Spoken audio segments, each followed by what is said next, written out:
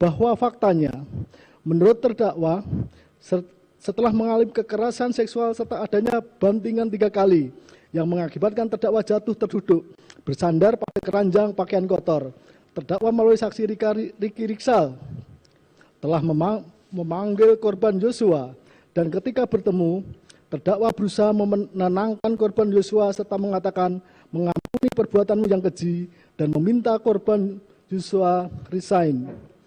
Perilaku terdakwa yang demikian bertolak belakang dengan korban kekerasan seksual pada umumnya, sehingga tidak dapat diterima dan tidaklah logis.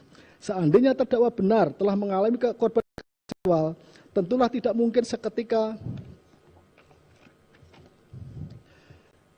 berkeinginan bertemu dengan pelakunya, dalam hal ini korban Joshua.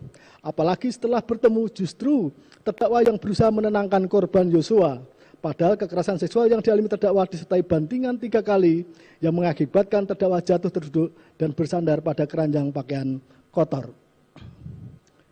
Bahwa dengan demikian, pendapat ahli Dr. Reni Kusuma Wardani yang telah melakukan pemeriksaan terhadap terdakwa bersama timnya sebagaimana hasil pemeriksaan psikologi forensik nomor 058-HPPF-APS-9-Romawi-2022 bertentangan dengan berbagai jurnal yang ada.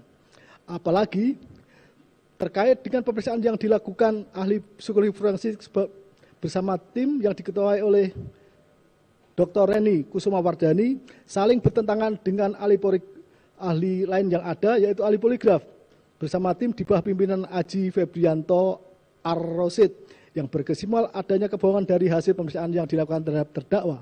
Dengan terbuktinya terdakwa bersalah melakukan tindak pidana, maka kepadanya dibebani pula membayar biaya perkara.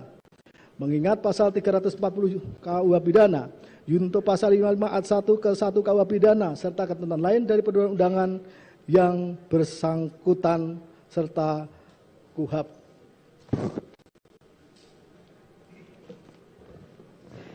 Silakan berdiri.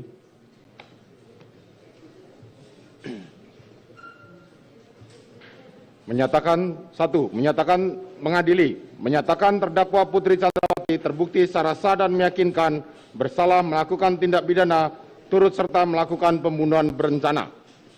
Menjatuhkan pidana terhadap terdakwa Putri Chandrawati dengan pidana penjara selama 20 tahun. Menetapkan lamanya masa penangkapan dan penahanan yang telah dijalani terdakwa dikurangkan seluruhnya dari pidana yang dijatuhkan.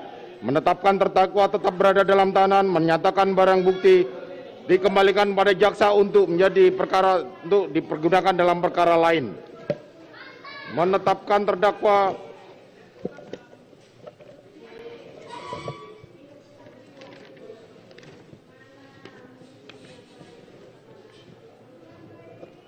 membebani terdakwa Putri Chandrawati untuk membayar biaya perkara sebesar Rp5.000. Silakan duduk. Demikianlah diputuskan dalam rapat permusyawaratan Majelis Hakim Pengadilan Negeri Jakarta Selatan pada hari Senin tanggal 13 Februari 2022 oleh Wahyu Iman Santoso, Sarjana Hukum selaku Hakim Ketua, Morgan Simanjuntak SHMH dan Alimin R. Sujono SHMH masing-masing sebagai Hakim Anggota. Putusan mana diucapkan dalam sidang terbuka untuk umum pada hari dan tanggal itu juga oleh Hakim Ketua dengan didampingi Hakim Anggota tersebut dengan dibantu oleh Aprisno SHMH dan Okta Andrianto SHMH. Panitera pada Pengadilan Negeri Jakarta Selatan serta dihadiri oleh Rudi Irmawan SHMH dan kawan-kawan jaksa penuntut umum serta terdakwa yang didampingi oleh tim penasihat hukumnya. Demikianlah putusan Pengadilan Negeri Jakarta Selatan nomor 797 PIT B 2022. Kepada para pihak diberikan kepada mereka hak untuk menyatakan